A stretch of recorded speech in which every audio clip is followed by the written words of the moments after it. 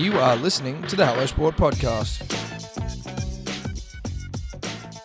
Lovely shot. Look at that. That's often what we get distracted by when we're trying to have a conversation and the screen just rotates through like beautiful panoramic shots of something. Beautiful. I mean, that is... You don't get coral like that anymore. Well, no, that's reef bleaching. Yes. Coral bleaching. Coral bleaching is a lovely girl. Like Sandy Bottom, her boyfriend. That's exactly right. Coral bleaching. How are you? Thanks for coming in, Dad. Much appreciated. Obviously, call you son, is that all right? Yeah, you go for it. You never called me son. No. Never called me boy or son. In my era, most dads call their sons son. Son. Come and give me a hand with this, son. I think you shouldn't go mow the lawn, son. Never. I never called you that. And you guys have called me Bill for fucking... I know.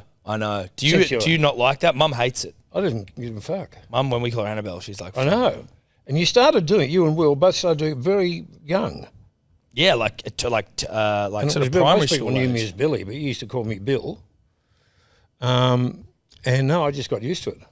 Filling in for one Edward Simpson. Well, yes, I was just saying before when you go to see a musical, which I would never do in my entire fucking life, but I've seen instances where the star is crook or indisposed, and that guy comes on and says, "Ladies and gentlemen, due to unforeseen circumstances, the role of so-and-so tonight will be played by the understudy."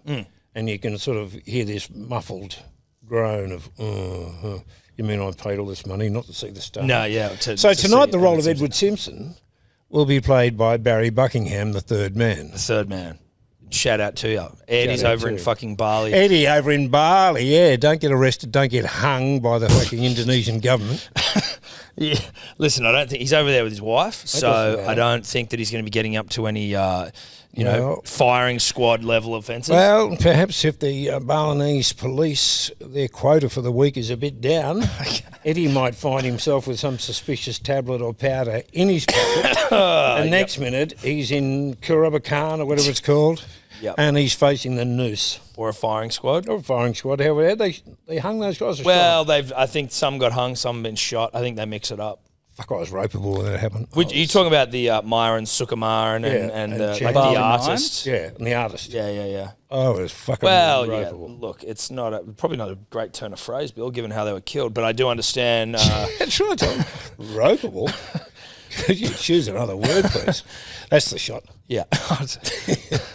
Well, how did they kill those guys, do you know? Firing squad. Firing squad. So even that is just fucking... Well, it's all fucked up. Yeah, no, but that's bloody antiquated, ancient bullshit. You know, Thailand now, they've legalised weed.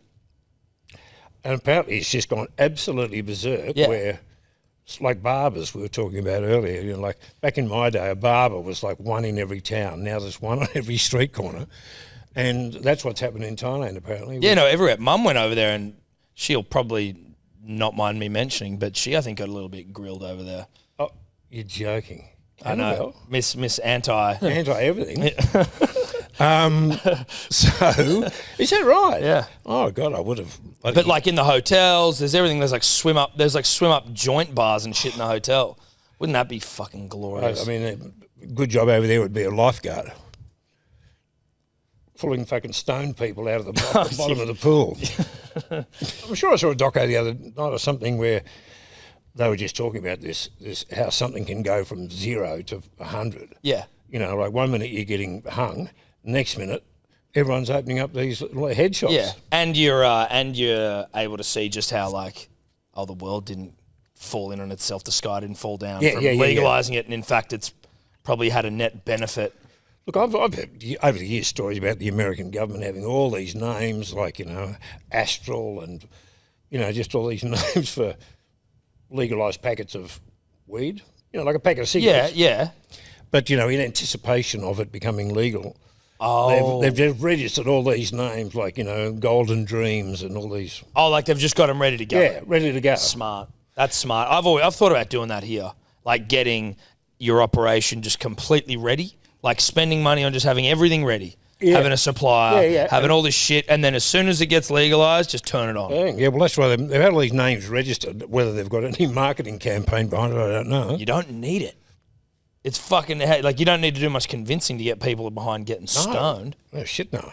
But Eddie's over in Bali, and some dribbler DM'd us last night and goes, nice little cameo from Eddy on the surfing. And I was like, what the fuck are we talking about? Did you jump on a board? No, so there's is it a Challenger Series surf tournament? There's like a Rip Curl, not like a main tier 1 WSL. It's like a lower one, Rip Curl. Tour. But like, fucking Joel Parkinson's surfing. He's a former world champion. Yeah. There's like this in Uluwatu maybe. Anyway, there's some great swell, and we know Vaughan Blakey is one of the commentators over there, and he has obviously seen. This is in Bali. This is in Bali. Right. So some guys just fucking sent us a thing going, Eddie's cameo on the surfing was great, and I'm like, what the fuck are we talking about here? He then gives us a bit more info. And Eddy just gets a message from Vaughan being like, I saw you're in Bali. Come down and hop on comms. You're jogging. For the surfing. And it's Eddy in there. And Eddy actually knows, for someone who can't surf, Eddy knows a lot about surfing. Well, he put shit on you saying you can never stand up. Well, I still haven't stood up. No, but he's not. He's hardly Joel Parkinson himself. No, he's not. But it was just, it's hilarious that asking him to come down and do some commentary. Can you just hit play on it? That's great. Look at his fucking shirt. He's even dressed like he's a surfer. What is that? Looks like he's got a bikini top on. But it's just so Eddy. He's just over in Bali and then fucking... Does that look like a bikini top? Is Eddy on the right?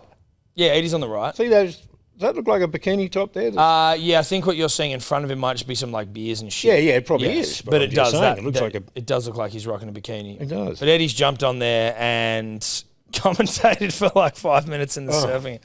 Because back ridiculous. Back in the old days of Wide World of Sports, before there was Fox Sports and, watching live.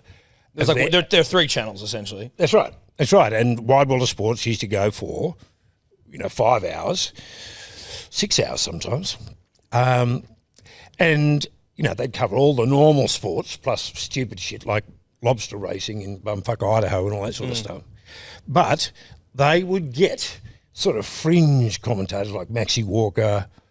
Max was a cricket commentator. So was he fringe? Well, no, he was fringe in terms. He went from a cricket commentator, like ex-cricket commentator, to a Channel 9 personality. So he ended up hosting Wide World of Sports with Kenny Sutcliffe. Darryl Eastlake was the same. Darryl used to do, the State of Origin. But, when State of Origin was on, he'd sort of hang around doing other stuff. Like Tubby was commentating the diving. The fucking diving. Jesus Christ. Froggy sent me a text. Froggy just said, I'm going to punch the TV. No, it was good stuff. Yeah. Excellent. Standing 2.5. Just make a... I know. But that's exactly the point I'm making, is that Darryl Eastlake, Maxwell, they used to give them these fringe sports. That they thought were worth covering, like, those speedboat racing with those little cigar boats zapping in and out, or the surfing. Now, Darryl used to be a clubby, so they thought, well, he can go and commentate the surfing. And he used to bring the same Darryl Eastlake approach to the surfing. I remember this South African girl, great surfer called Margot Oberg, and one of Darryl's rays. Margot Oberg, look at her, ripping and tearing across the face. Oh, gee, she's one of the loosest girls on the circuit. Oh, Jesus Christ. He was trying to describe her style. But and in surfing parlance. Ripping it, And, she's one of the loosest girls. Trying to talk about her style of surfing when it sounded like her style of after-surf activity, she's one of the... And then Max did one on the guys on the cigar boats. He says to this guy, mate, you go about 100 miles an hour through some of that. And I think he's built up to a big question. He said, how uncomfortable is it sitting on that seat? It's the big build-up. Like he's going to ask some techo question. He said, how uncomfortable is it sitting on that seat? Oh, that's great. Oh, here we go. Tommy's got some Eastlake surfing. Oh. Wave fairly fat for Tommy, but it's the first of 10 that he'll surf. If he can get through 10 waves, it's an extremely long break today, but Tommy Carroll working well early. Working well, ripping into it. A little lucky to get through yesterday. Very tight heat and young. I don't think this is exciting enough to go. This way, this surfing looks like absolute shit. That's his surfing fucking suds. Excuse my coughing punch. God damn it. Yeah, P's and D's will be It's fucking killing me. That new pair of pants the other day, Tom, because I've lost so much weight, as you know. The Ozempic diet. The Ozempic fucking diet. And yes, I'm diabetic, people. I'm not. No, yeah. I'm not some fat 15-year-old who's convinced mum to put on the Ozempic rather than go for a walk. I can still eat me chips and me lollies. Yeah. No, you're on the diabetes. I'm on the diabetes, and it's fucking heavy gear, man. Fucking hell. Pull your mic a bit closer. Yeah, well, like, I mean, it's actually, I actually don't even know whether you should be having it. No, but I had my second blood test. The first one showed a mild reduction in blood sugar levels, but the other day it showed a significant improvement. That's what the drug's designed for. It's a byproduct. But is there anything? I mean, well, listen, this isn't going to be the fucking the medical hour with you and me, but like, I think it should be. Old people should talk about their conditions. No, absolutely right. Let's get on to prostate, Tom. Yep. How is it? Do you want me to get you? Should I check you live on air? That'd be nice. A father-son, a Father's Day prostate exam. Father-son, exactly. Or the old John Hopewadi, the prostate of origin. The one thing with the enlarged prostate and pissing is Froggy sent me this thing. I think it must have been some doctor that said that if you're having trouble, which is when you've got an enlarged prostate, you feel like you want to piss, but it doesn't come easily, is to, how can I put this, massage the taint. Really? Yeah, just when I say massage. And now, are you telling me this is what you get up to? Because I don't want to, that's fucking, you have to get in there with like a Coke bottle? No. I'm just saying. This is the advice. I'm just saying that you're standing there when you eventually, after 15 minutes, you have a piss, you finish a piss. No, I'm just saying this guy said that, and I've looked it up since, and there's a lot of corroborating science. Corroborating, yeah, that right behind the ball sack is one of the pipes or tubes, I suppose, that, We're talking about that no man's land between your ball and your butthole? Yeah, the taint. Okay, right. Taint your arsehole. Yeah. Taint your... Anyway, this guy, they said that gently sort of pressing on or massaging that area? Plumbing, that area of plumbing, can help you get rid of those last strains of piss that the final drops that tend not to come when you've got an enlarged prostate. They get blocked there. Okay, right. So you go away and you think, I've just had a piss, but 30% of your piss is still there. So you're going to need another one pretty soon. Okay. Which is fucking annoying. Yes, right. So you got to get in there of the night. Well, fucking oath. Prostate massage therapy. That's what it's called. Prostate massage therapy. There you go. Well, I call it PMT. Of course. We might need to get a bloody, like, some sort of bespoke tool, though. You know what I mean? Like, something there so you don't need to be, like... Yeah. Trying to piss and... We try and get you some sort of, like, an extendable arm. So you just lift... Yeah, and it's just getting out the last It's actually not... I mean, these are the two fingers that I use. Oh, for fuck's sake. They just slip behind the scrowie. Yep. Slip behind the scrowie. And you can't do that voice. No, exactly. Since I had my bloody Barry Beath fixed, I used to have a whistle. Yes, it was Dr. Ray Lamp doing the Spatfors story, the tight shorts controversy. But I can't do it anymore. No. It pissed me off. Guy did a really fucking good job at that. Well, you had a really good whistle. Oh, fucking great whistle. Just to drive you guys nuts, because once I worked out how good I could do it, I used to do it all the time. Will you stop doing that? But anyway, they're the two fingers. It's a cross between a circular motion and a gentle push. Yeah, nice. And basically, you're thinking, where is this piss coming from? I thought I got rid of it all, but no. There's more there. 30%. But wait, there's more. Piss. Well, there you go. Look, that's good to know. So, if anyone's been disturbed by any of the stories that they've heard today, yeah, I've been fucking. That's a no. I think it's probably over there. I think it's important to do. They talk about. We've got to talk about. Are you okay? Yep. And stuff. I think it's the old prostate health. Mm-hmm. It's something that should be talked about. How old are you when you meant to get? Am I like? I mean, I'm 35. I've had it checked before, and I had a fucking. I was on the doctor's table. They were checking, wasn't just my prostate. Did he go dig on you? Yeah, he went dig. But as he did, I'm folded over on my side in his room, and a chick walks in while his fingers are in my arsehole. And I'm like, this is fucked. Like, I clamped up so much, I'm surprised I didn't dislocate his knuckles. But Jeez. I don't. You're not supposed to do that. Well, it was very unprofessional, right? He was inside me. Oh. But I don't know how long I'm meant to. Every 3 to 5 years. But from what age? Let me have a look. Like 40 or something? Yeah, I think it's around 40. You should have your first one by the age 50 and then 3 to 5 years after Is the age that of 50. right? Shit, I feel like you probably want to just make that earlier just to be safe, don't you? Well, 50? Fucking hell. Well, the last thing, I mean, the nurse walking in is bad enough, but even worse is when he's fucking examining you and you feel 2 hands on his shoulders. You know, you're sort of thinking, hang on, Wait a second. what's wrong with this? Oh, yuck. And not even a word about lunch or dinner, or No, just straight in there. just straight in there. Now, we've got some, I threw open, I let the punter and the dribbler know that you were coming on. Oh, yeah. And so what you can do is with Instagram, and I'm sure you're very up to speed on Instagram. Oh, Instagram, yeah. It's like, isn't that one of the drug delivery Instagram?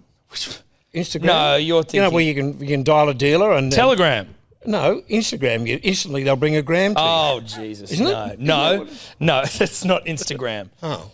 That's a good... I've never actually thought about that. Haven't you? No. Well, that's like... That's why you're who you are. and I'm who I am. Instagram is like, I mean, a great name for a little sort of... Coke dealer. Little Coke dealer, like, yeah, Instagram. Yeah, how many Instagrams do you want?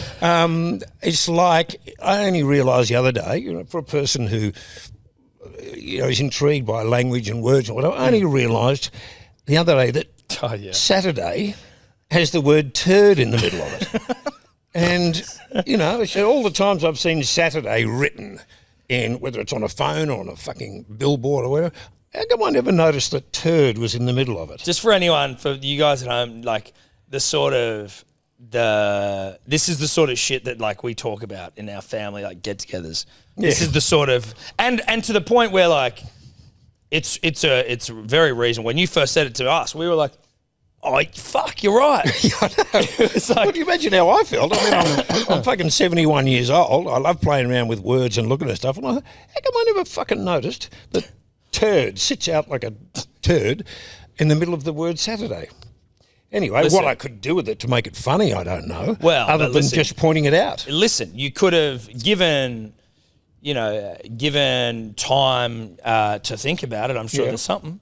But Well, the fact that it's only come to you at 70 is obviously, there's a lot of missed opportunity there. Well, I've in the same area, when they decided to stick a chicken inside a duck inside a turkey, did they not think that turducken?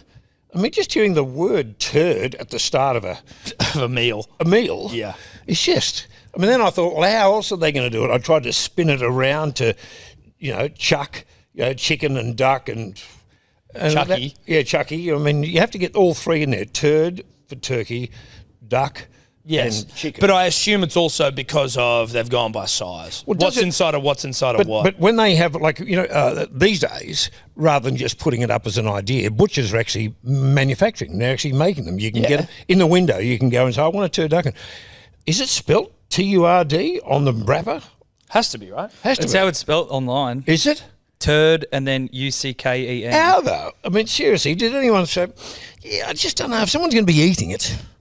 The first thing they see is turd. Is it going to be a turn-off? Listen, maybe slightly. I've never had a turducken. I haven't either. I'm not thrown off by the turd, though, personally. No, I am. Only because I just put myself in the marketing boys' room thinking, okay, now what are we going to call this? You know, Again, though, it's tough because they're going with what goes into what. Punters and Dribblers, the podcast today is always brought to you by 4 Pines. And I'll tell you what, I'll tell you something for free. Our golf day at Shorty's the other day would not have been as good a success as it was without 4 Pines, who were one of the sponsors on the day. The Japanese lager, dude. The Japanese lager. It's fucking fantastic. It's one of those beers where, I mean, Japanese lagers generally, I didn't know what to expect with a Japanese lager. But you crack open a fucking 4 Pines and you'll know. You'll know. Just have a crack and then come back and tell me what you reckon. Because I've full-blown turned Japanese. and we shout out our good friends at 4 Pines for their support. Available everywhere. I'd say in every single place you can get beer in the world, you can get yourself a 4 Pines Japanese lager. So shout out to them. You know how I spend way too much time on my own these days? Yep. And I talk to the TV, I scream at the TV, I can applaud the TV when something good happens. You applaud the TV. I do. That's okay. Well, I sort of go, oh, well done, that was fucking great. You did well, whether it's an ad or whatever. The block of rumour There's deal? There's two ads that, and being an old advertising man, I was surprised at how much I enjoyed them. One of them is a double AMI ad where it's got young kids as aspiring Olympians. Have you seen it? Where they're just kids in the backyard, so they've got a chunky little nugget, and he's built himself a barbell. So he's got a broomstick, and he's just got two big, things of water on each end. It's like homemade barbell. And he's practicing, obviously at Olympics time. He's a future Olympian, and he's practicing. There's a girl with the full hat and goggles in the bath, practicing a freestyle, and it's just, and they've used a fabulous track, which sounds so Olympian. I think it's Emerson, Lake and Palmer. Todd will check that for me. Emerson, Lake and Palmer. I've got the ad here.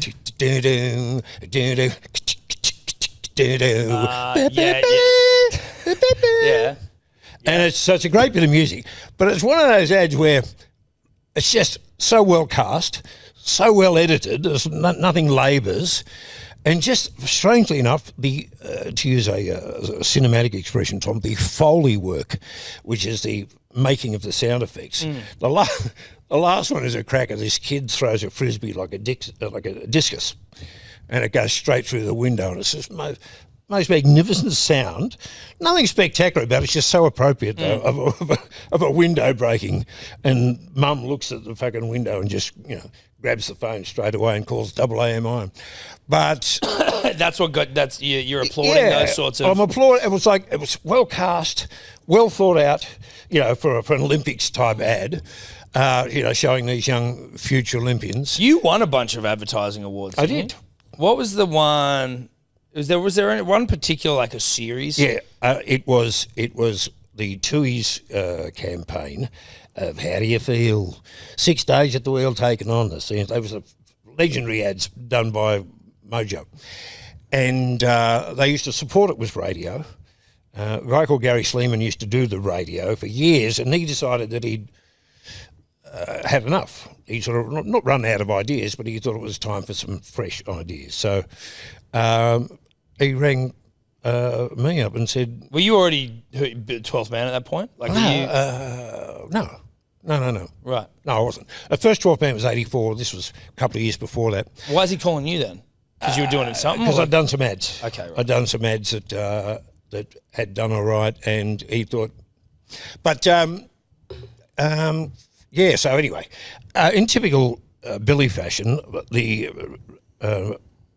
crux of the idea was taking the piss out of these guys who used to do their ads, because Mo and Joe were famous. They used to do How Do You Feel? They used to do Wouldn't Be the Same Without the Weekly. They did Ampol, Nice, Clean, Amico. They had this sort of laconic, nasally style of doing jingles. And they were famous for decades, really. Anyway, so when it came to doing these ads, I decided to take the piss. So I had everyone speaking in Mojo speak. So everyone was talking like that, and I was speaking in jingles. And I don't think they could be done now. Well, there was one where two people go into a Chinese restaurant. And, good evening, sir, good evening, madam. And like, these days, it just, the fact that someone might object to that. You can take the piss out of Michael Ennis, the spine, Nico Hine down the blind. You can take the piss out of other Aussies and stuff. Yeah. But you Or can't. Italians, or Italians, German. Yeah, g'day, mate, how's it going? Like the fucking Theo fucking-opoulos, mate, g'day, Well, mate. he was Greek. Sebo, He was Greek. He said one of our Greek friends here in the corner. Is he angry? I can't tell. No. And so the fact that you can't, if you want to do a guy in a Chinese restaurant, that's how the guys in my Chinese restaurants tell you. Good evening, sir. How are you, mate? Yeah, we really start, we'd like to get some takeaway. Certainly, sir, what you want? We'll have a mixed entree. One mixed entree. And, you know, and it was absolutely fucking harmless, but it just sounded so funny. Yeah. You know, and in the end, the guy was reading the order back, you know, so she got Would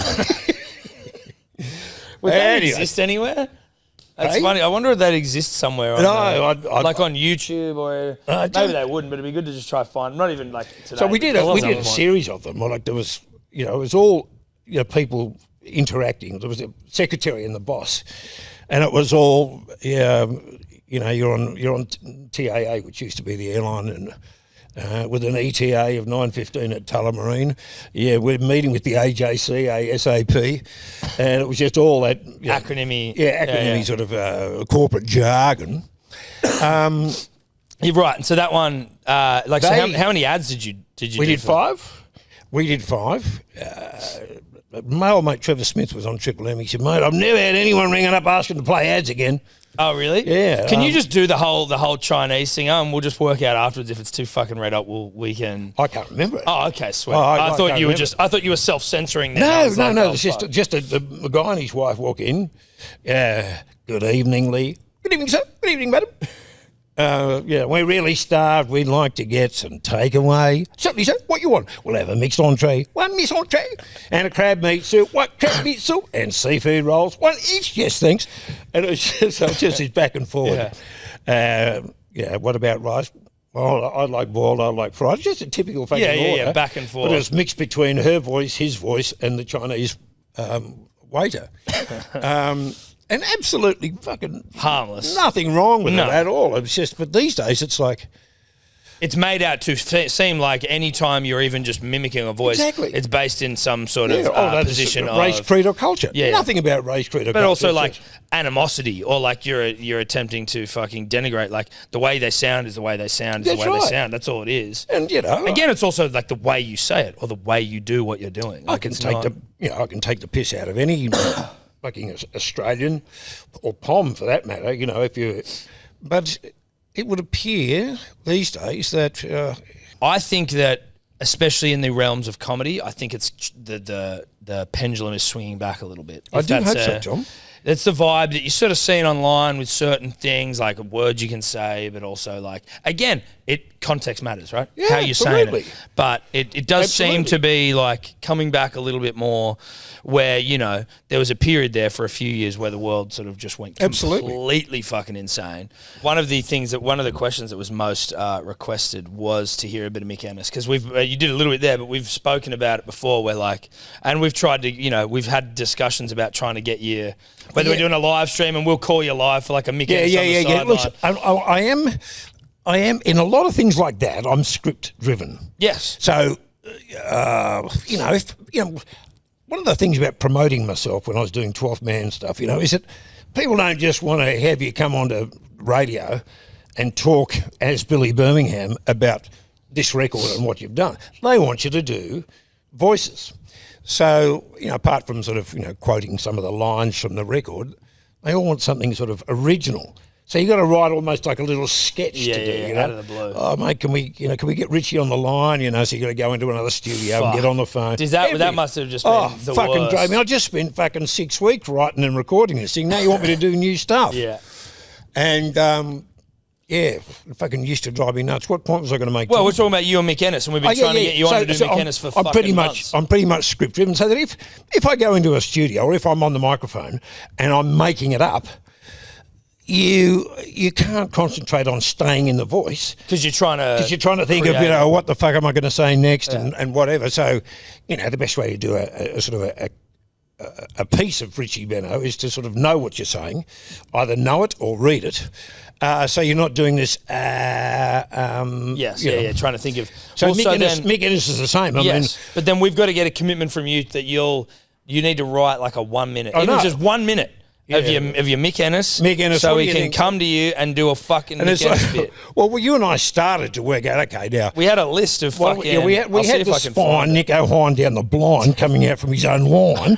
But what we have to do is Mick Ennis-isms. Mick Ennis. Well, you've got it here. I got it here. There was like who wrote them down? I kept fucking writing them every time. Oh, did you? Right, yeah. Nico Hine. I mean, there's 9 tries. Nico Hines, blind side. He hits the nitrous oxide. puts the ball on a dime. It puts it on a cutting dime. It fine, chiming into the back line. But for feet of the meter reader. For feet of the meter reader. But Nico Hine and that spine, especially coming out from their own line, down the blind. He's got to go for skins on his hand. Yeah, skins. But he looked in a lot of pain. He'll be going for skins.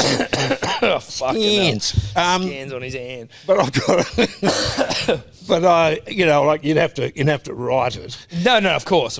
I would anyway. Otherwise, but that's what we wanted, right? We wanted it's not a voice I'd been doing for 5 years like Richie Benno, because I was literally sitting in the lounge room, blown away that Richie Benno back in 1978 sounded like that, because I knew who he was, but I just had no idea about that voice. And Tony Gregg, that South African thing was a manna from heaven. Just that hard foss and everything was.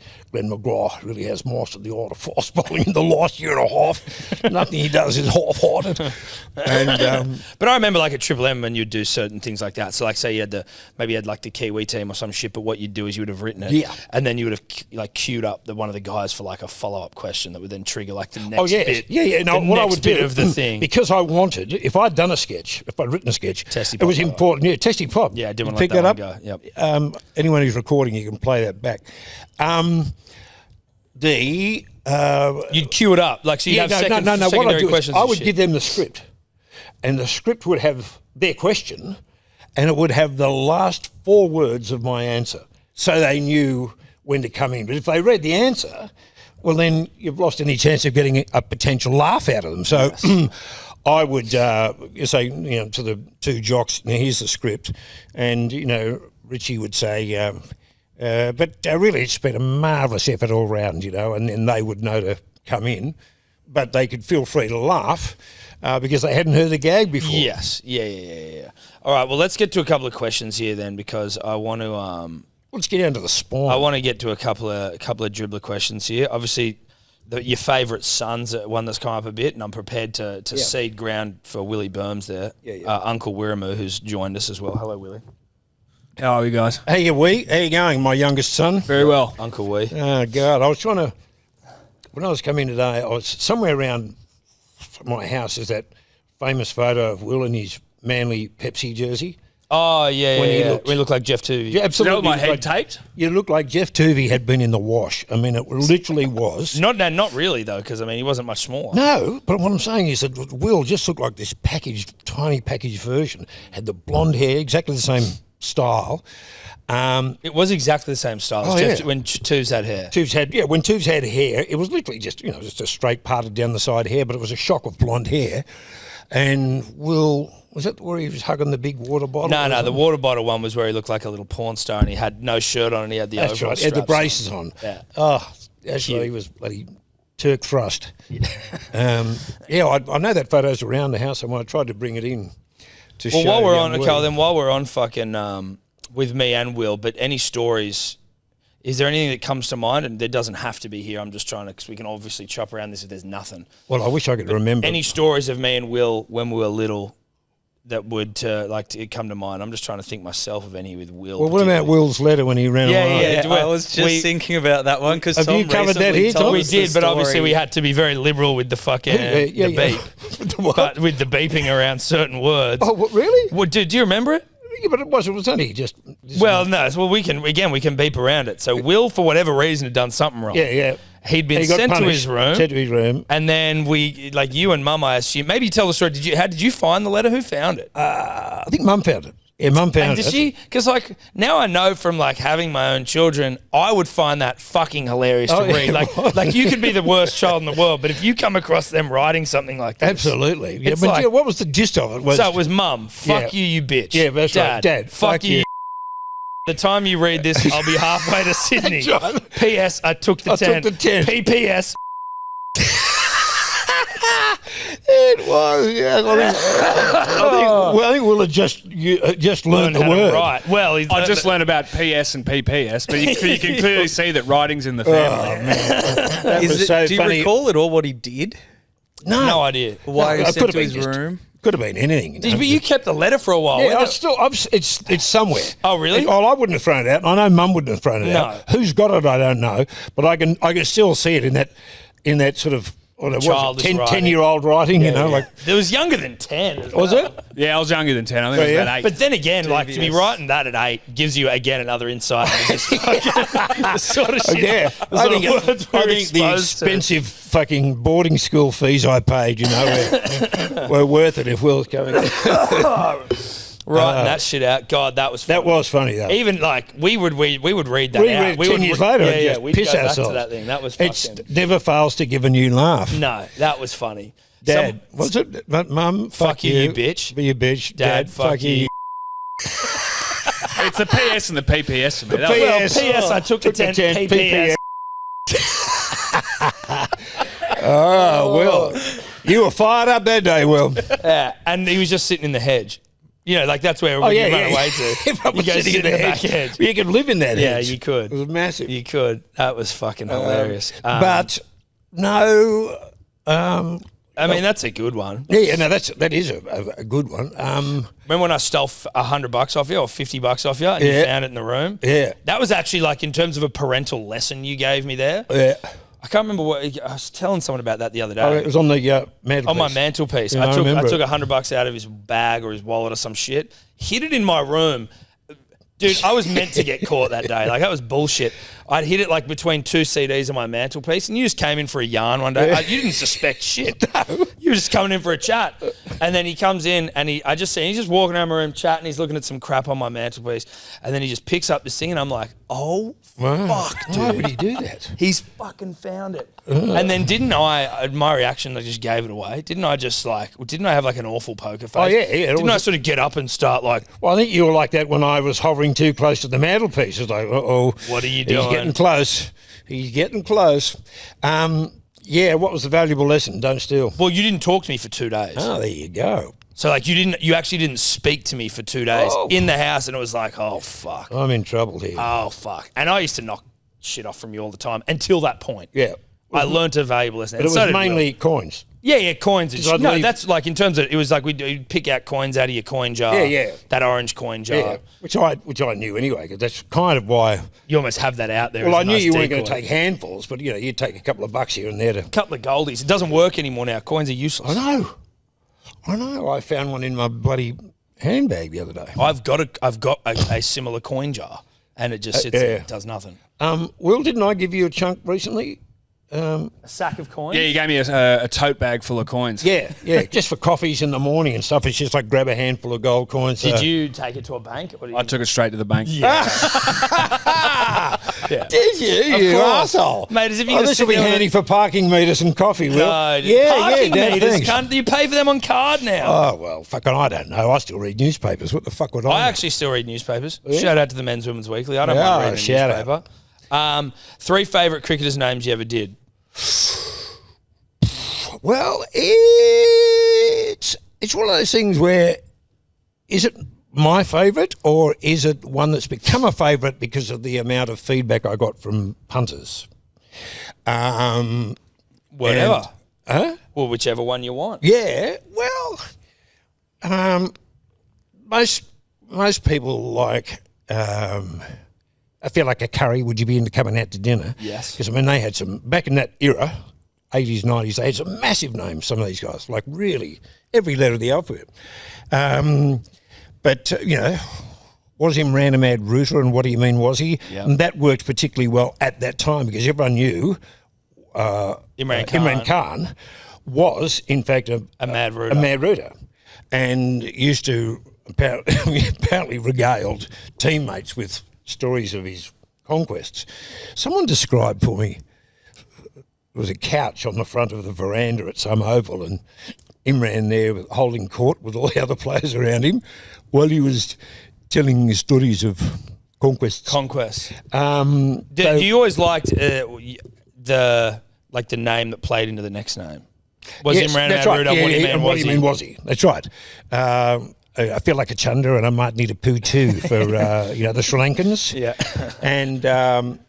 and same with the Francis Smelly, so too is Italy. Francis Smelly, so too is Italy. Or Anita Poo-Poo, what a pity we're out of paper. what a pity we're out of paper. Exactly. Tried to slip her a tongue. Is she silly to allow him? Yeah, she's silly to allow him. Oh, thanks, Will, for a reminder, because I can't remember that shit. I'm old now. But the other night I was thinking of the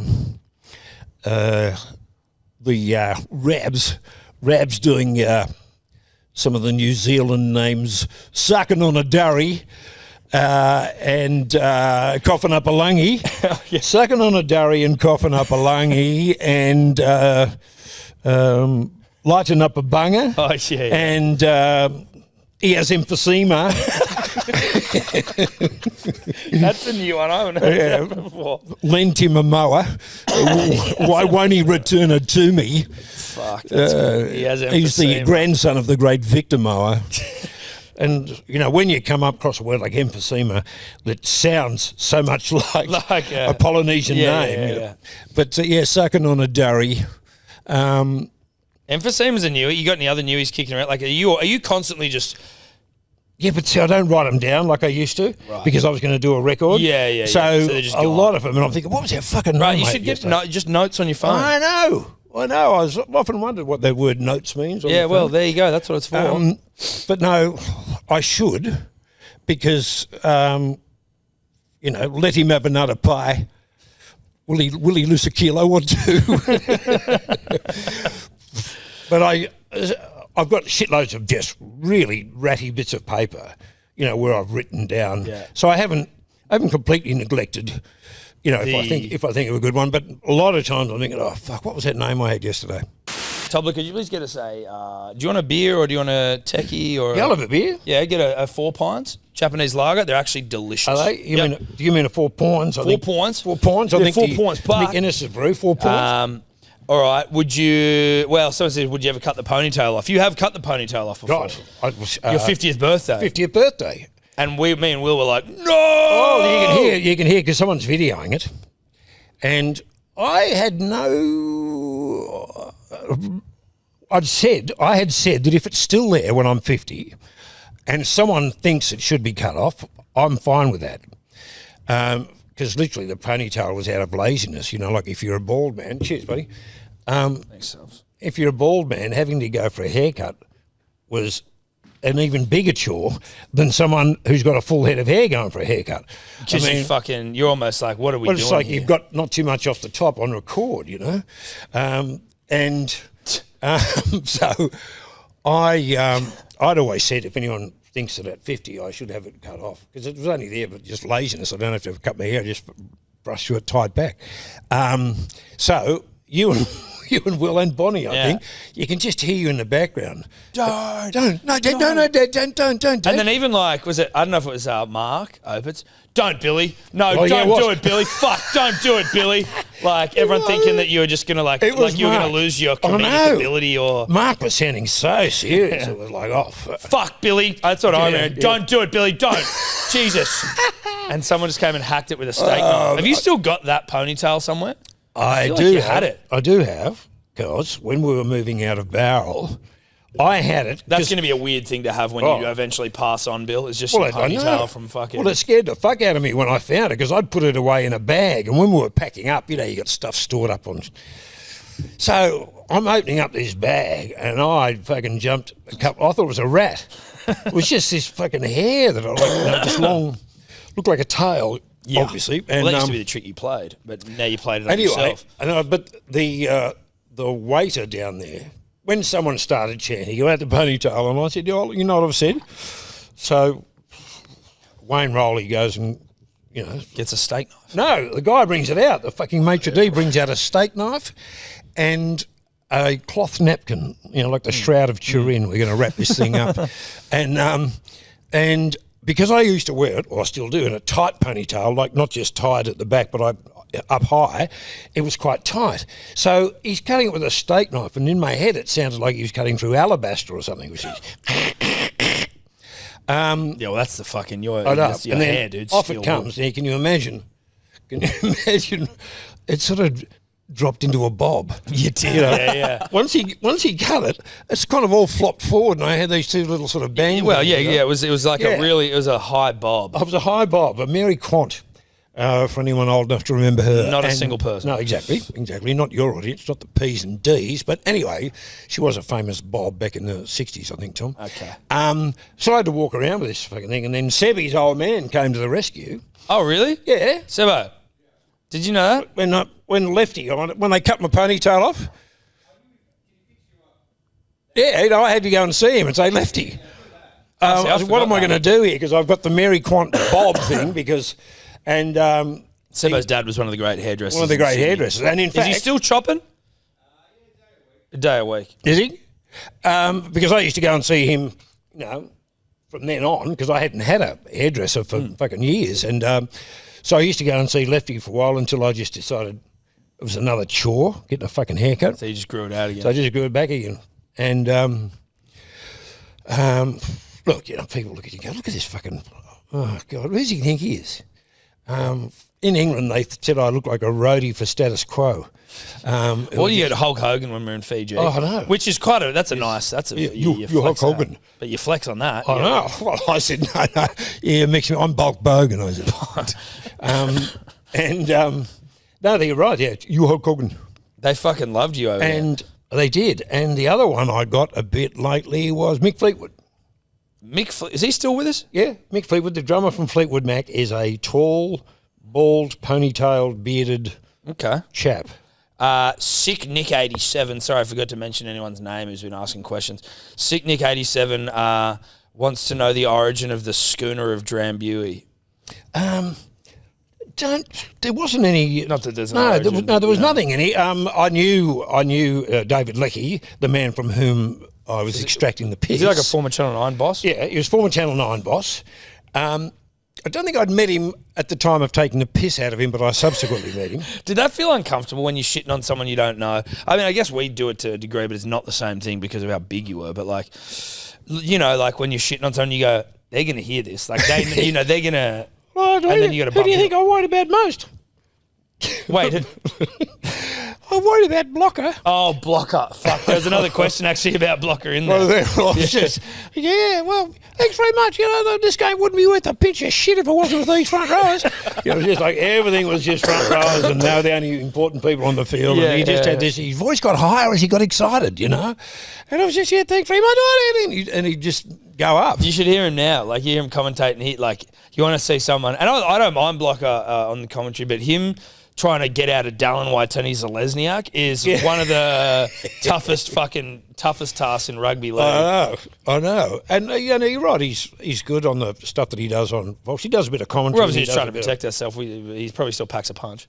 But because Blocker had a reputation for being a bit fiery, I thought, maybe he's not going to like... thanks very much, Rebs. Maybe he's not going to... But he was cool. I think I saw him at a story that I can't tell. Was at Benny's testimonial, Benny Elias's testimonial, and I was sitting on the same table as Blocker. I was just Jimmy Barnes' date. Jimmy said, I got to go and sing this thing for Benny, because they were good mates. And so Jimmy and I drove up from Barrel, and I ended up on a table with Benny Elias and with Blocker, and anyway they just started. I'm not going to. No. But they were telling something yarns. kicked off. Yeah, they were telling yarns, and Benny decided to use a bit of poetic license and attribute an anecdote to Blocker. Really, as it turned out, the culprit in question was Sam Bacco. But Benny decided, because Sam's not in the room and Blocker's here, I'm going to tell this story and attribute it to Blocker. And he was not fucking happy. And what, you're just sitting there like, what are you like trying to slide back? Like, holy fuck, I don't know this. Because we were all, the table ran sort of lengthways. So if we were eating, we were sort of looking at each other, but we'd all turned our chairs sideways to look at the stage while speeches were being made. And so Blocker was behind me. And his wife was there too, and so it wasn't just a men's room; it was wives and girlfriends. And I heard the first comment that indicated all is not well. So anyway, so Blocker was one. Did anyone G up? Like, did you ever have anyone who was like, I know you've had ones where like out of the blue, someone's after being sweet with it, they've suddenly not been sweet with it. And you're like, whatever. Richie decided. Or Tony. Tony he did. Remember like late in the piece when you got that email, which we can cut out again. Tony's email was more, how come I didn't get any money out of it? That's what I mean. Oh, yeah. No, that's not so much why the fuck you making fun of me. No, just out of the blue. No, Tony said, look, Richie's not as keen, but I don't give a rat's arse as long as I'm in the budget. And how very South African of you, Tony. How many grand do you want? So diplomatic immunity, Mr. Birmingham. So no one really wanted to punch on though. No one wanted to punch. Richie, he basically, Richie said nice things about me in the first. Look, when I sent him a copy, the first up, and then his first interview was a guy in 3XY in Melbourne, and he said, because I didn't have my name on the first record, and Kevin, can I ask a question there, where when it blows up and you're a bit like, fuck, I should have had my name on it? No, I was more, how fucking naive was I to think that because I didn't put my name on it, no one could find me if they wanted to sue my ass. Yeah. So was it about just being sued? Well, I got legal advice. I did get legal advice from Philly Deemer's old man, who was the lead lawyer for Herald newspapers. And he had listened to it, and he just said, my legal opinion is that if someone thinks you've besmirched their reputation or you've done something or said something about them they don't like, it's just a fact that they can sue you. They can, take legal action. That's my legal opinion. My non-legal opinion is that given what you've done and given the, the sort of the theatre of what you're doing, a sports game with commentators, they'd have to be very silly to start taking legal action over just satire and taking the piss. It's not like I've said, someone's a pedophile or something. That might attract some legal attention. Let's open up the old pedophile, shall we, and see what's... so that was his non-legal opinion, and I was happy to go with that. Yeah. But it was kind of naive thinking, if you don't put your name on it... Yeah, they're not going to be able to just go, who the fuck made this? Like, who's collecting the royalties? You know? Let's find that guy. So... What was the Richie, that's right. So Richie said some nice things. Look, I've been listening to it in the flat all weekend. You always used to refer to the flat, not my apartment. Yeah, right. The flat. The flat, which is less impressive in terms of a word. I know, but in terms of a way to describe what I was listening to it. My wife and I have been listening to it in the flat all weekend, and he's done a pretty good job. And my wife said, "Gee, he's got you down to a T," And I've got a couple of copies in my bag. I'll be taking them over there to England, or I'll be calling the series over there. And I've got some friends who'll be rolling about the floor laughing. So it was all nice stuff, and I was thrilled. Because it'd only been out a few days, and Kevin Healy rang me and said, it's you, isn't it? And I said, yes. Well, he said, I'm sent a copy to Richie and I'm interviewing on Monday. I said, oh, fuck. Do you have to do it so quickly? Can't you Give me a second. Let a bit of vibe build, And so anyway, he said all those nice things. So then it was just immediately everyone knew it was you? Yes. Yeah, Did it blow up immediately? Like, it's a different time, so I don't entirely understand how quickly something can blow up in those times. When it's just a CD or a cassette. No, it was different times. Is everyone going out and just buying shit straight away? Because now digital, it's just there, right? Well, this was pre-CDs, Tom. But like you were still able to get it the same way. But back in '84, there was no CD, hadn't even come out at that stage, and it took a bit of persuading to get any radio station to play a bit of it.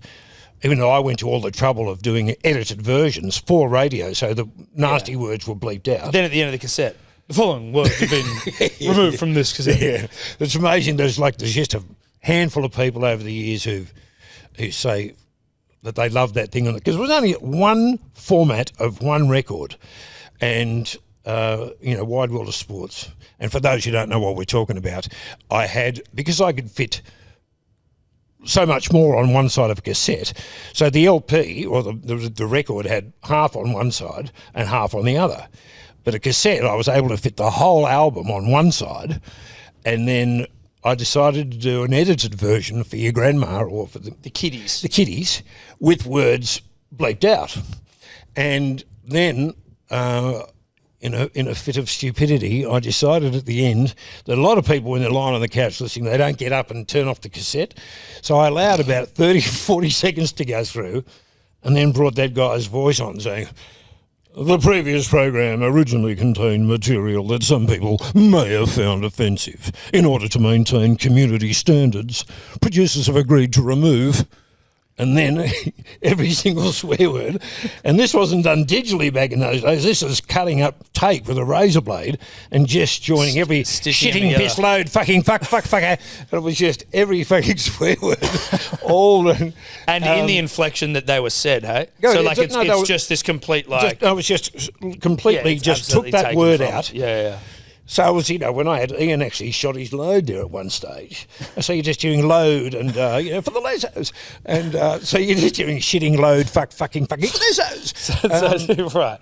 For the lesos, that's one of my favourite. And so... That intro to Wide World of Sports. Yeah. Better strap on the plastic, girls. We've got some more of those female bodybuilders on the show. For croquet fans, once again, we've got fuck all for you. So... Yeah, the number of people, there were some people going, oh man, I was playing it to my grandmother or something, and we were playing the clean version and didn't turn it off in time. So it was when I asked Andrew G, who's now Osher Gunsberg, Ginsberg. Good bloke. I asked him because he was back at Channel V back in those days, and I wanted him to play a part on the record. He said, as long as he can say, shut the fuck up, Bill, shut the fuck up, Bill, he said he'll do it. So he's one who learnt it. Him and his mates learnt it. The whole edited bit. So they could all go, shitting, piss, load, fucking fuck up, there's. I mean, he actually learnt this whole edit of... That's funny. Swear words. I feel like I've forgotten something. Oh, yeah, did the schooner of Drambuie, no origins? No. It just seemed like a stupid thing. Because Drambuie is like the most foul fucking... Oh, yeah, so like it's a tiny liqueur-y fucking... Yeah, it's an after-dinner sort of drink. Yeah. And it's a tiny thing. Having a schooner of it is just outrageous. And I was at a restaurant called, I think it was called Mezzaluna, translating to... half moon, is it half moon? Metza, big moon, full moon, might be full moon. Anyway, at this restaurant, I've ordered, I didn't want to drink. I said, can I just get a glass of water, please? Warragamba highball? Certainly, sir. So is that a legitimate... I stole it from the guy. Because I thought it's... Like, when you hear something like that and I'm 10 or 12, I don't know what the fuck a Warragamba... Like, I don't know what a highball is. Don't get the Warragamba. No. I thought that was just you being stupid. Someone actually pushed it as a Warragamba highball. It was a joke. It was okay. Well, it was just taking the piss. It was like a friendly, obviously gay. Hyper gay, man. Yeah, hyper gay and good waiter. And he was just, what can I get for you, gentlemen? And I just decided to model that whole waiter thing on on all the gay people I've met over the years. But particularly this gentleman. But particularly this gentleman, because he actually said, when... I think it was me ordered the water, but someone did said Warragamba highball, certainly. I just thought it was such a... Because Warragamba, like you didn't know Warragamba dam. And the highball just gives it a fancy cocktail name. Completely. It makes it sound very bougie. I stole lots of stuff when I thought it was good, like Johnny Tapp, the famous race caller. He actually did say when he got a new pair of 1550 binoculars, and he's great caller, Johnny Tapp, fucking great caller. But he say, so all looks to be in readiness now as we park the peepers over at the 1,500 metre starting stall on Ken calendar is Ken. I'm loving these new 1550 binoculars, dead set. I can see the jockeys changing their minds. And that was just such a fucking great line. Yeah. And, I stole it from Tappy. I can see the jockeys changing their minds. And he did actually say, hardly a breath of a breeze here. The flags on the infield semaphore are dead set flaccid. That's right, I remember that. Dead set flaccid. Over all the people from whom I've extracted the piss over the years, those two guys, I think it says a lot about the racing fraternity. Johnny Tapp and Ken Callender were the two most gracious, welcoming, if you like, almost welcoming of the 12th man's arrival.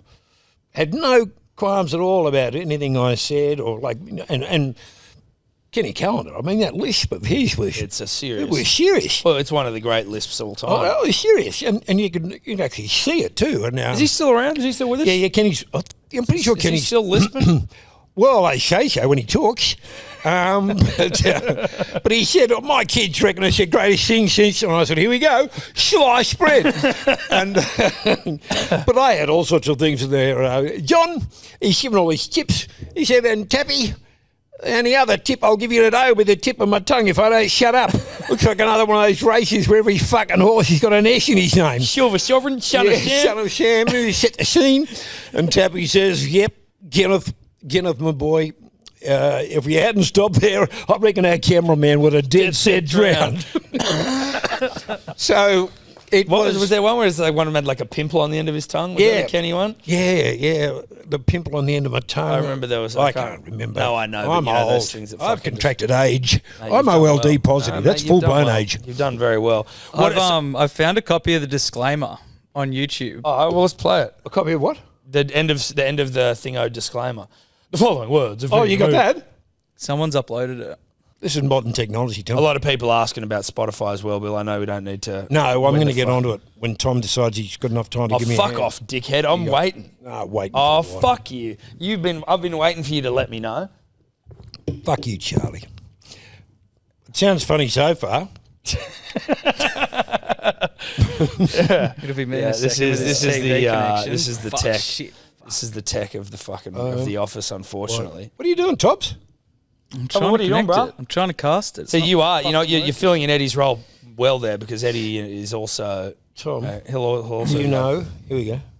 No, just a bit of volume teasing there from Tobler. But I got to say, Bill, out of everyone technology, you should be understanding Tobler's plight right now. A great point. Listen, what I'm going to say is fucking patience is very... Hey, Tom, they can't even turn on a phone. He reckons technology's against taking an awful long time. It's because I'm here. God, the favourite son question has just been... Is it the favourite son? Oh, that's it. Are you sure? Right. People are weird. Favourite son. If I'm going to sit here and say... Of course you're not, mate. A lot of them might want to know about your fucking... They've asked you about your... Oh, what did he say? I'm not going to sit here and just say Will's my favourite. I'm not going to do that.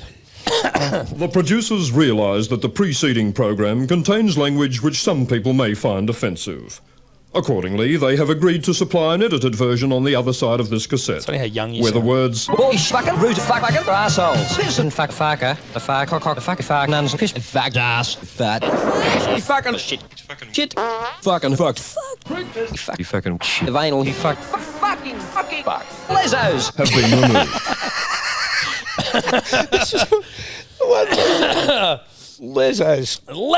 Lezo. God, it said with such glee. Didn't I sound young? You sound so young. How old would you have been? What?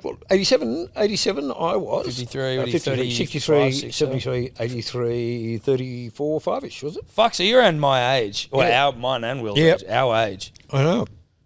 Do you think back to that when you're like, fuck, like you were so young? Is there an element where you find it impressive?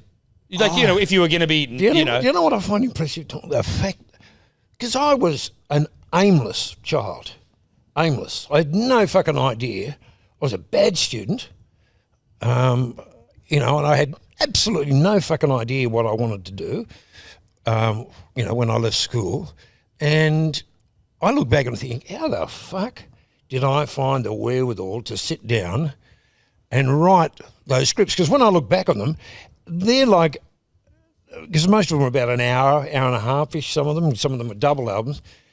They were a movie without the pictures. So you're considering a lot of like elements and like the storyline. The storyline. The basic storyline is that in Boned, it was Eddie Maguire boning the entire commentary team and paying Billy Birmingham to imitate 7 of them, so he saves 6 salaries. Or Richie decides to retire on the final dig, and everyone wants his job.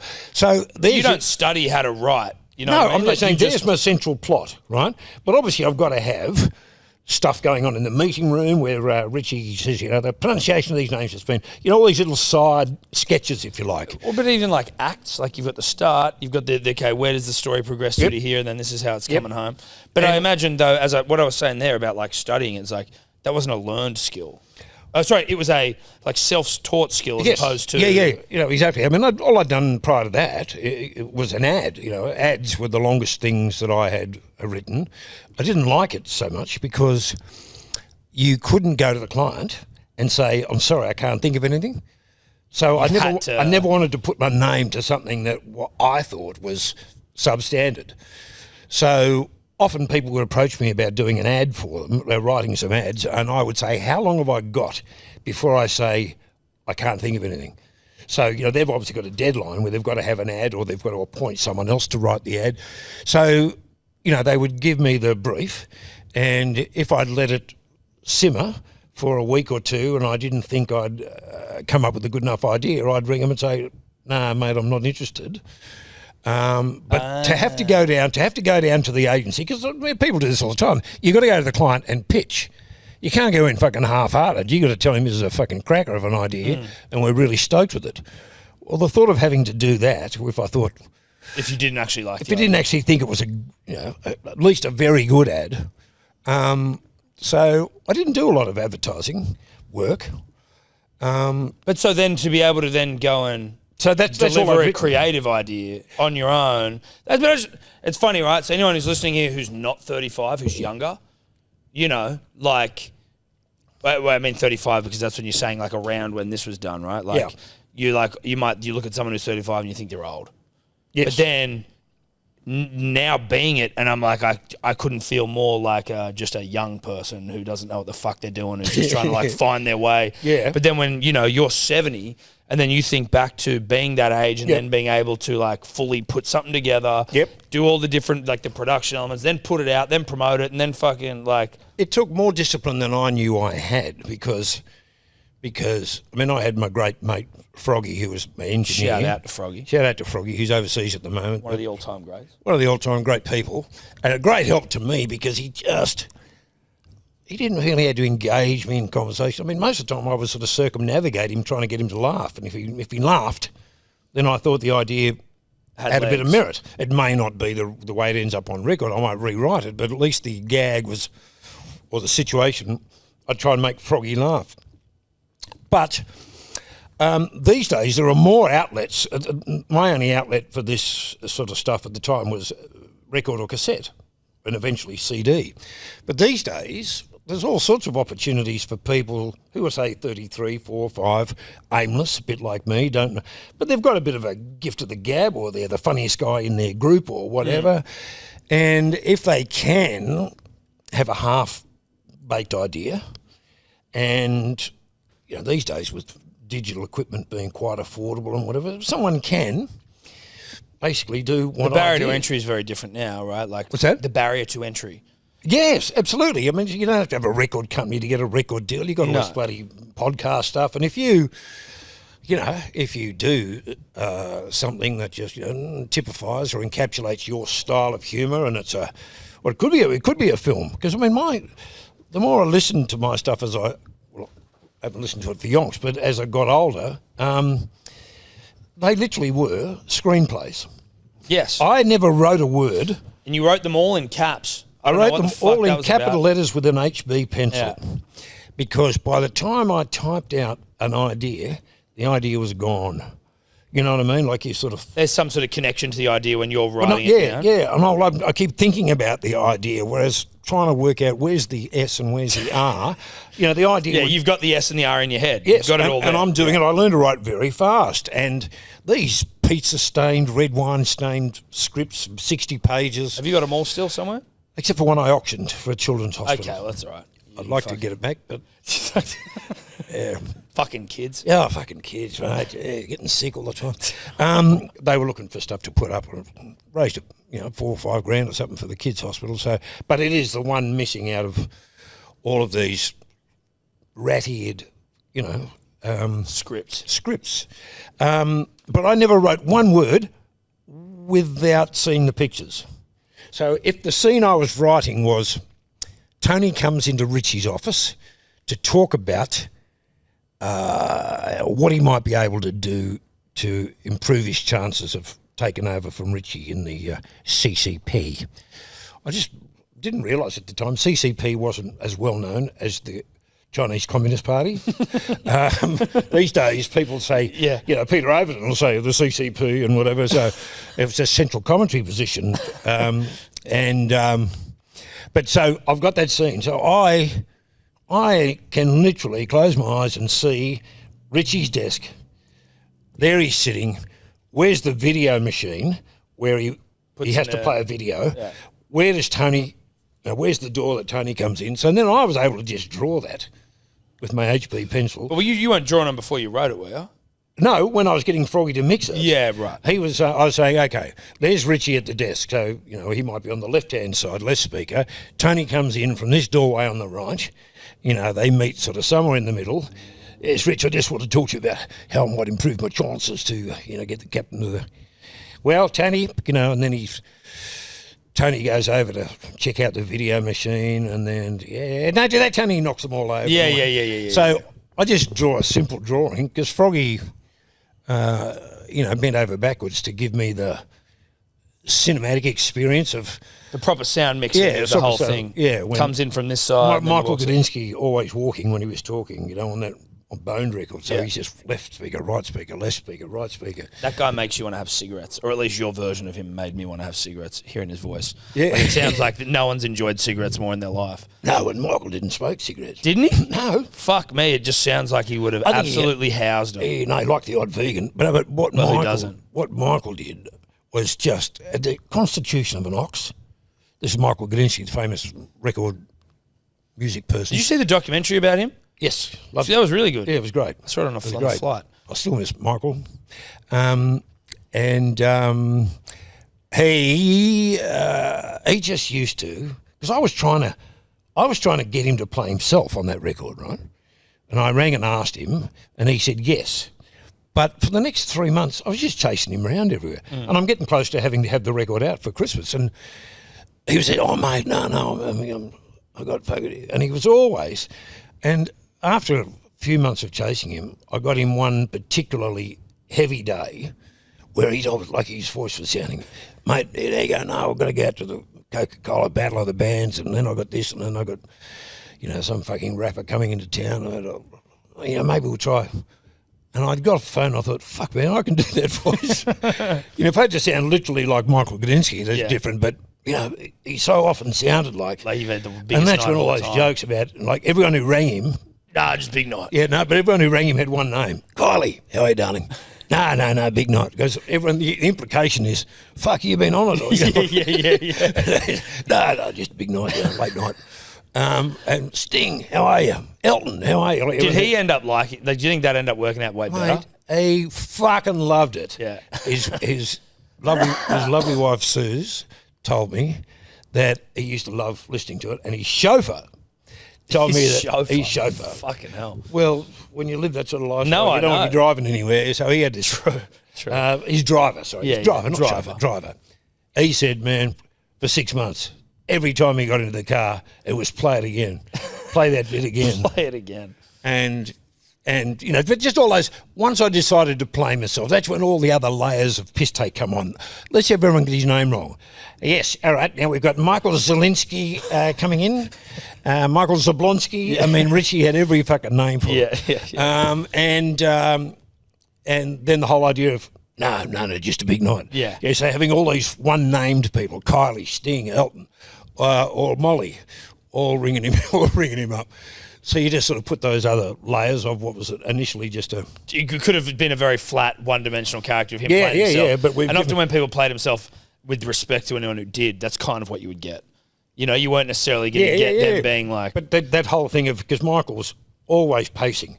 You can see... I can see him now, just on the phone, and he had a bouncy walk too, so he'd be like bouncing left and right. Yeah. Oh, if he wants a fucking jacuzzi in his dressing room, he can pay for it himself. Tell him to fuck off. So the sound of phones hanging up was always very funny, and like I found when like whether it was him, whether it's Richie, or whether it's someone getting really angry and that fucking like tell him he can fucking pay for himself, and just the sound of a phone getting smashed. There was Rabs at one stage, wasn't it? With Kenny Sutcliffe, and he said, "Stacey Jones." No, I don't know how to fucking spell it. Look it up yourself. That was one of the questions in here as well. Do you know how to spell? Have you learnt the spelling of that Kiwi halfback yet? Stagey. Oh, geez, some of these names. Fucking tongue twisters. Tongue twisters. Stacey Jones. Why is he wearing a silly toupee? Just a break in the podcast, punters and dribblers, to thank our friends at Ned's. They are long-term sponsors of us, and without them, any of the things that we do here wouldn't be possible. So just want to give a big old cheerio to Ned's. If you do like to have a punt like we do, then support the people who support us, and do it with Ned's. You can follow along on our profiles. You'll see that I'm not very good at betting if you do want to go and look at the bets that I've put on. Or you can jump in the Ned's group where we all share our bets and share a laugh. Shout out to Ned's. We love you. Let's keep fucking going, Ned's. Let's keep doing it. Chances are you're about to lose. For free and confidential support, call the number on the screen or visit the website.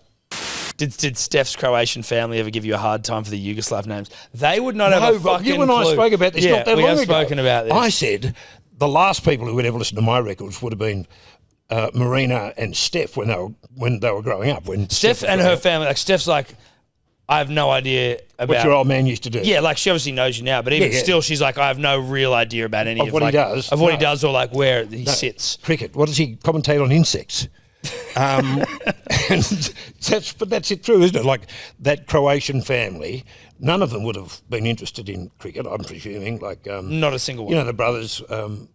Robert. Oh, you Robert. mean? Robert. Yeah.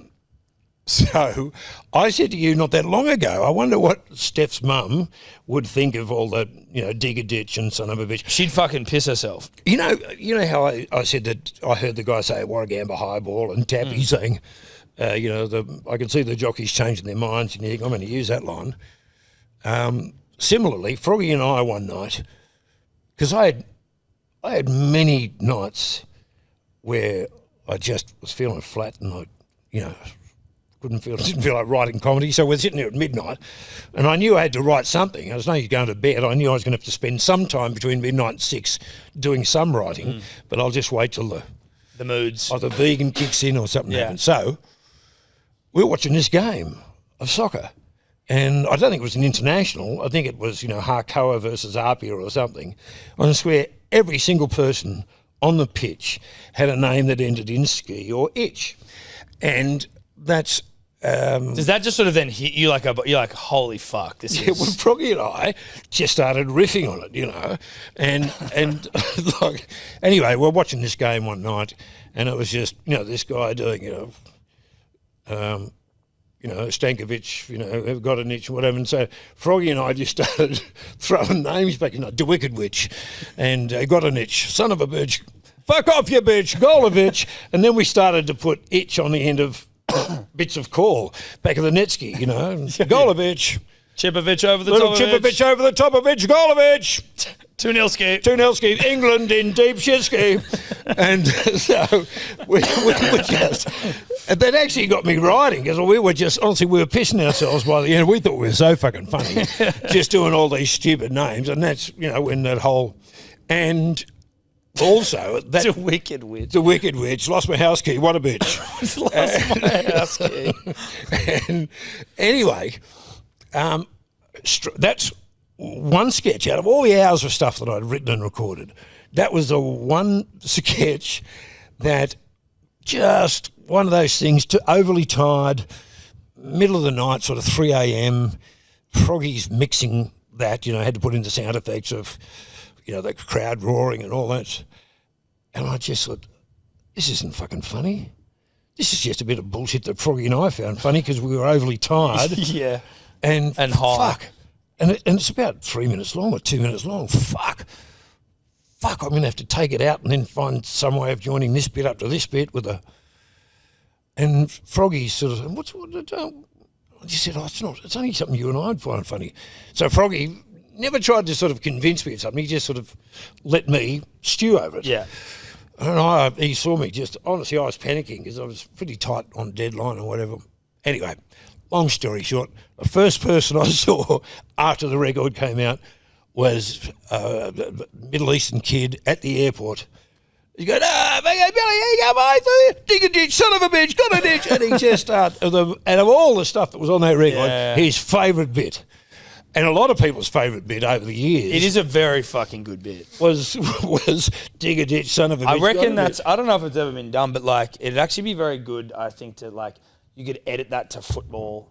Oh yeah, well, you mean put some just actually just edit, like you just edit it to the moments to make it work. Well, people tried to do that with some of the cricket stuff. You know, the one where Big Merv's big guts. Yes, but this one you could use any fucking football footage as opposed to with a Merv. You know, you've got to find Merv shit. Whereas you could actually just like edit this to football hard and almost package it like it's a real piece of fucking. Anyone can be Bruce Fuck Off Your Bitch. Yes. The Aussie striker, or the skipper, Phil Ureski. Phil Ureski and Smith. I hope I pronounced that correctly. Tom, on this potty, we haven't actually talked about, I mean, it kind of has focused a bit too much on 12th man history. Now, a few people have asked some questions, which I suppose gives us some licence to do that, but do we need to talk about anything sporting? Or No, not at all. Most of the potties I listen to of yours, which is occasionally, you do spend a bit of time. Well, we better get on to some sport. Well, listen, no, that's true. Look, there's some. Did you see that Tommy Trebojevic offered to pay Manly $750,000? I thought it was about, it must be offering 250 Paker, 750 over the next 2 years. Can I have it?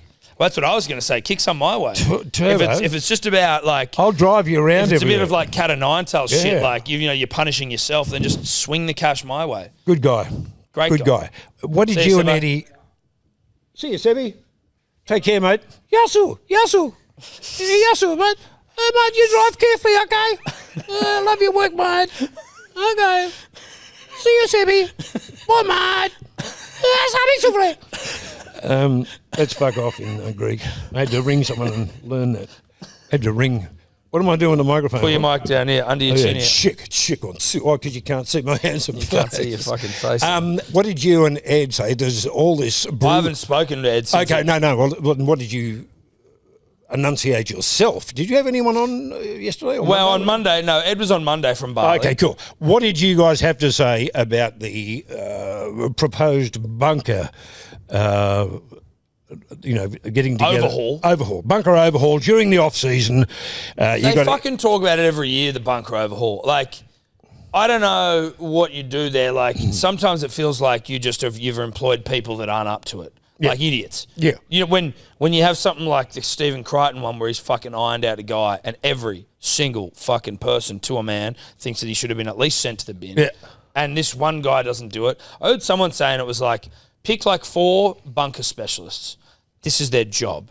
They have 2 games a week. Bunkerologists. Yeah. They have 2 games each a week.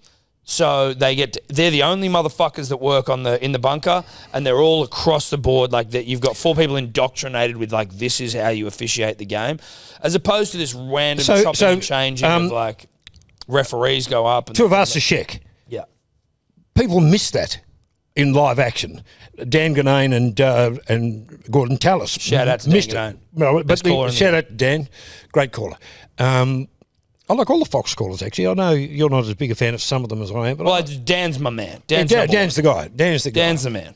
Dan's the guy. I taught him everything he knows. Now, they didn't see it in, I think it's a great hit on Two of Us and Shaq. Now, you see it from the other angle, and you see, what worries me, Tom, is that in a game where you've got 120 kilo guys playing at such a fast pace, is there no room for an accident? Is there no room for an accident? There's room for an accident. Sure, there's contact with their head, but are there enough mitigating circumstances to not send the guy to the bin. Well, listen, Like a guy falling over. I mean, yeah, no, for pretty sure. soon people will be diving into tackles in the hope they get a bit of a head tap. I'm with you there. The ones where like a guy's coming in to tackle someone and the defender, usually James Tedesco, who's got like no studs, he's playing in ballet shoes, will like, try and step out of the way, slip over, and then the guy who's coming in and had the attacking player not slipped over, he would have been a down midriff low tackle. enough, would have been able to hit him, Yep. but they'll go, no, you hit him in the head, and you're like, cunt, that's bullshit. I know, that's what I'm saying. That's bullshit. And then you've got, who was it? It was Phil Rothfield, I think, Tom. He said, Yeah, there you go. He said, aim lower. You're right.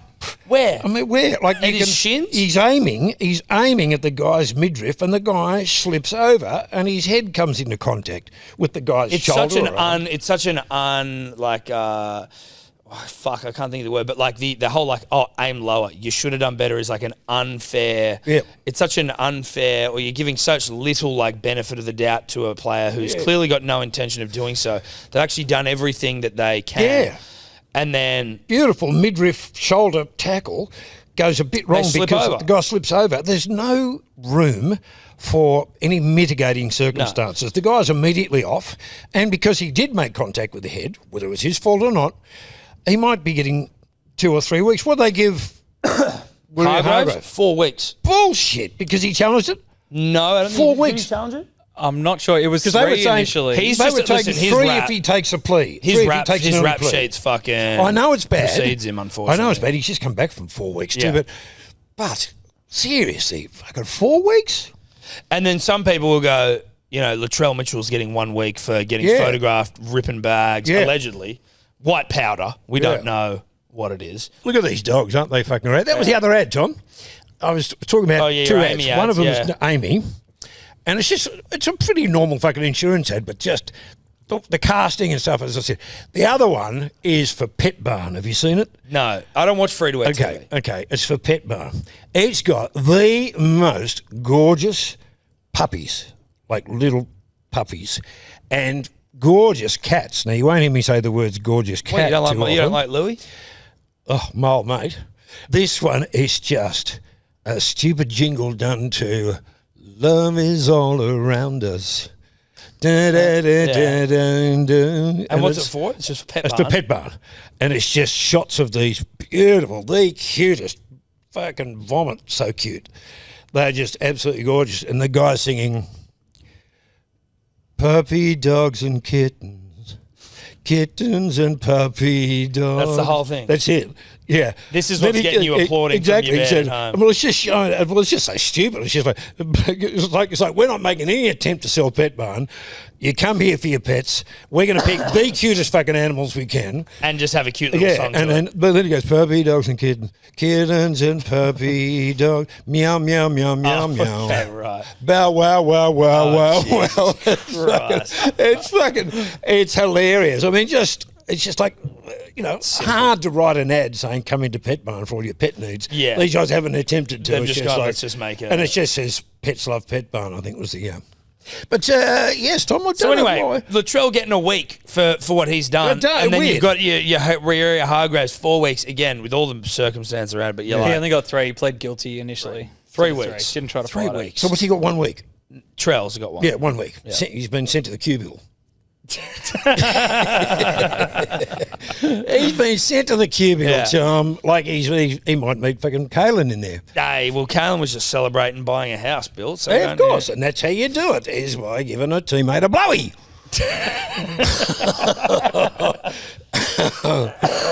Cut that out, Wolf. No, that's fine. That's blowy work's fine. Yeah, Yeah, blowy. we don't mind blowy work.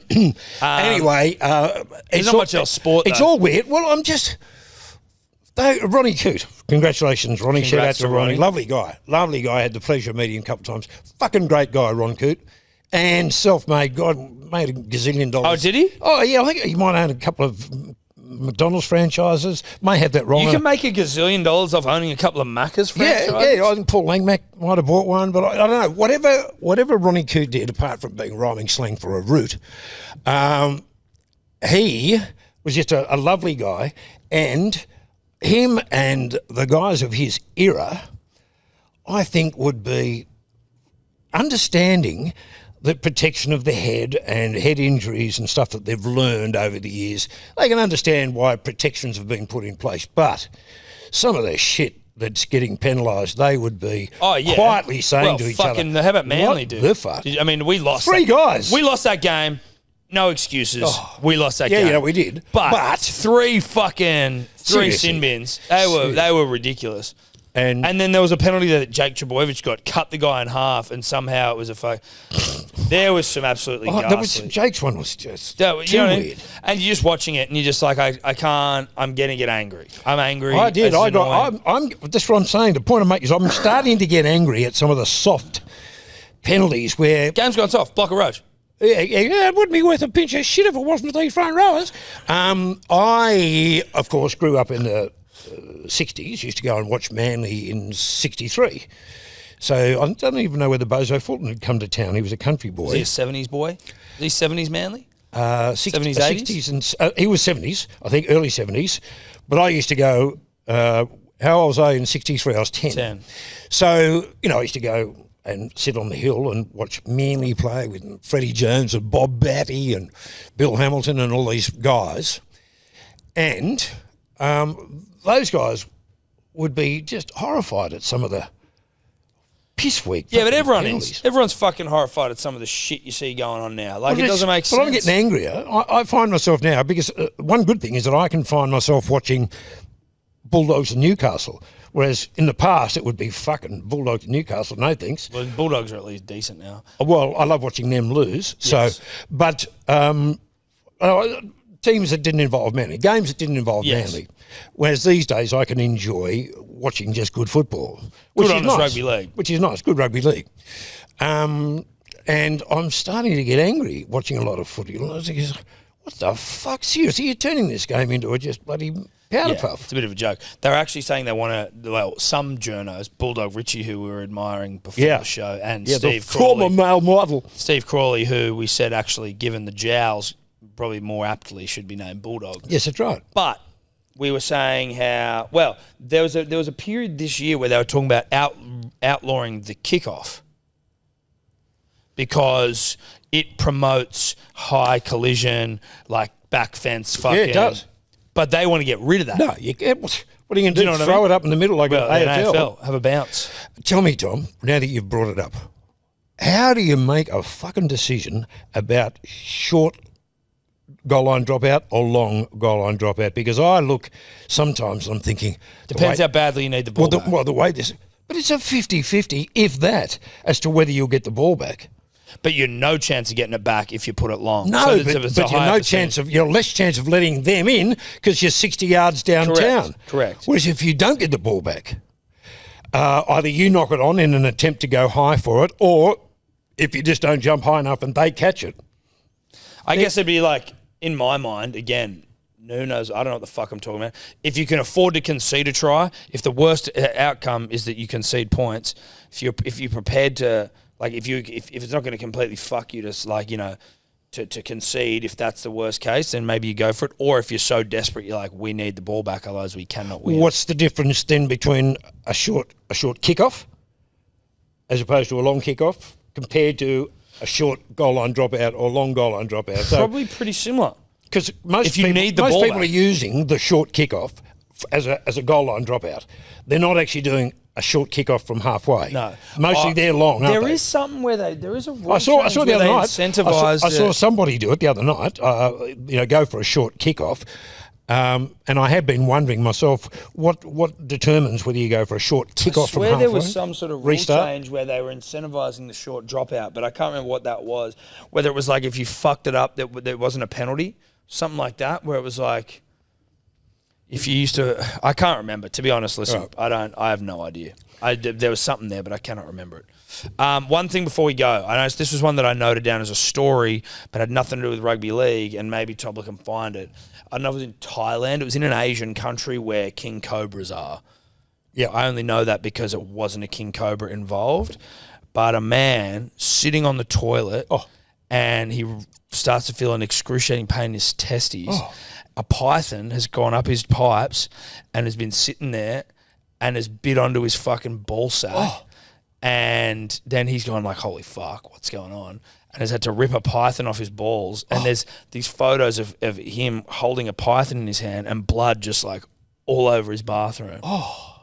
And I'm like, you sort of, I just don't know that I can. So no poison because pythons aren't poisonous. No. They swallow your nuts. They swallow your nuts easily enough. He also, he bludgeoned it to death with a toilet brush. Jesus, you'd have to put in some work to kill it with a toilet brush. After it bit him on the testicles. You got a photo here. Here we go. So there he is holding it. There's blood on the seat. No, just wait. Isn't there some more? Look at him blurring out the blood like we can't tell. Are there any more images if you scroll down? Oh, is that video? Can you get that video, please, Tobler? Ooh. Holy fuck. Look at that. Oh, no. Bro. Oh, that's a lot of blood. Bro. Dude, your nuts are fucking full of blood. Jesus. That? Just look at the other one. Go to the other photos. Oh, look, his dick got cut off too. It would, like, you'd gleefully be killing that thing, wouldn't you? Oh, fuck yeah, but seriously. Oof. Oh, look at the size of the fucking thing. I mean, I hate all snakes, but same. But the old python, you know they're not venomous, but, you know. But also your ball bag. You know they don't have a nut allergy, Tom. But your ball bag hanging down there would just be ripe for the picking. It looks like you're almost taunting with your testicles. Because there would have been a bit of movement. Yeah, exactly. Some natural swing. Swivel on the seat, and this guy, the snake, going, hello, this is like being, like a baby toy. Oh, fuck. It's like, when the baby's lying in those little bouncy things. Yeah, and you got the little stuff, the mobiles and stuff. The dial or mobile. Yeah, and then this snake's just going, oh, thanks, Mum. Jesus Christ. What have you bought me? That would be the worst. Oh, it would be. And now, he would have had to rip it off his nuts. Well, that's the thing as well, because their teeth angle back. So, you're going to have to properly... Yeah, you get in there and rip it open. And look, there's the toilet brush that took him out. Well, I can't... Again, you need to do some serious murder. I don't know how you'd bludgeon something to death with a toilet brush. I mean, you'd have trouble killing a turd. Let alone a bloody wriggly 8-foot python. It's just fucking hooked into your sack. So we've touched on a bit of sport here just to give the show some sport. sort of a sport. Some sort of relevance, the title, Hello Sport. Well, yeah. But it's been exciting having me on here. I know you're about to say that, so I'll jump in ahead of you. Yeah, it was. It's been very exciting playing the role of Edward Simpson. Yeah. Edward Simpson. The role of a lifetime. Well, no, Edward Simpson. Edward Lloyd Simpson. No, Edward Simpson. It's Edward the King married Wallace Simpson. I have no idea. No, you're too young for it. But there was a doco the other night that I only watched a minute of, so please don't hold it against me. But it's the famous abdication of the throne.